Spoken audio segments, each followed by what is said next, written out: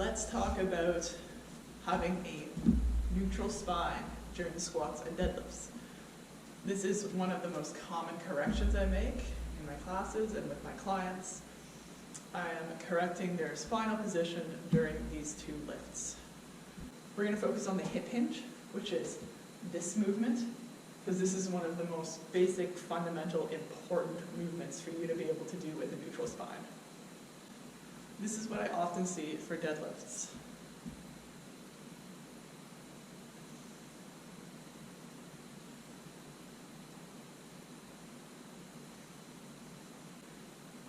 People don't want to kick the hips back for some reason.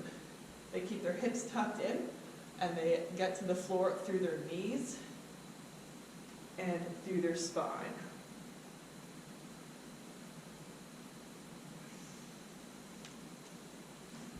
My verbal corrections come first, and if verbal corrections don't work, then I'll show you some tools how to figure out if you're doing it correct without me watching you.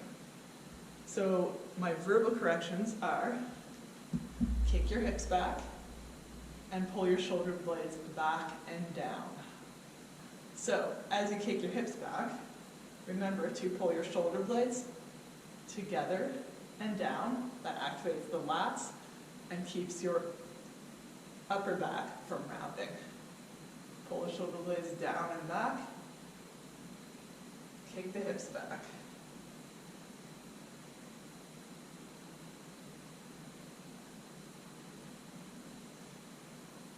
Okay, so you're at home and you don't have my eyes watching you, and you're doing your deadlift form and you're like, it feels fine. Just because it feels fine doesn't mean it's right. Because if your body is used to those motor patterns, movement patterns, then yeah, it's going to feel fine while you're doing it, but I would see it and know that if you lift any amount of weight like that, it could damage your spine. So, here's a surefire way to tell if your spine is neutral. You will need a broomstick. This is my broomstick. You are going to hold it. Now, I will warn you, you need a little bit of shoulder flexibility for this. So, hopefully you can hold it against your head and gripping the stick all the way around in the natural curve in your back. So we have 3 points of contact. Contacting it with your head, contacting it with your upper back, and contacting it with your spine, with your bum. I'm going to hold it against my head. Again, I'm gripping it in the natural arch of my back. With those 3 points of contact, you are now going to kick your hips back, pull your shoulder blades together while you keep your chest open, and head towards the floor.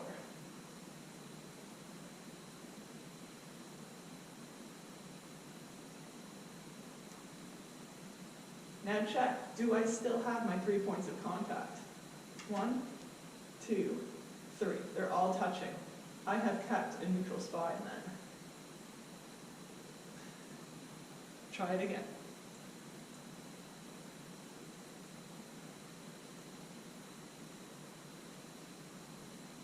Three points of contact. So the mistakes I commonly see with this one is you lose the contact point on your bum. So head and upper back are great, but the first thing that happens is your upper back rounds. I'm going to switch hands so you can see better. If the first thing that's happening is your upper back is rounding, it'll come off your bum right away. So as soon as you feel that coming off your bum, you know that you have to keep your shoulder blades back and your chest open. Don't let your T-spine round.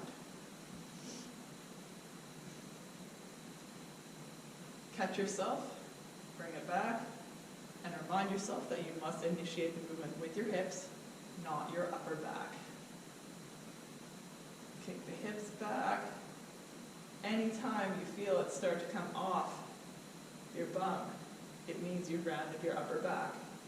Correct yourself. See if you can get all the way down to 90 or close to it. And then back up.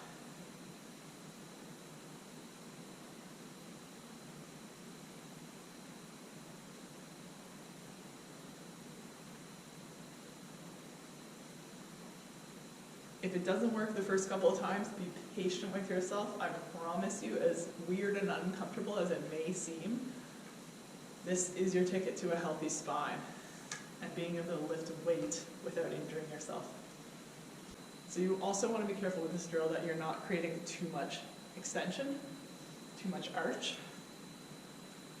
If you do end up arching too much, you'll feel yourself lose the upper back point of contact. So it'll turn into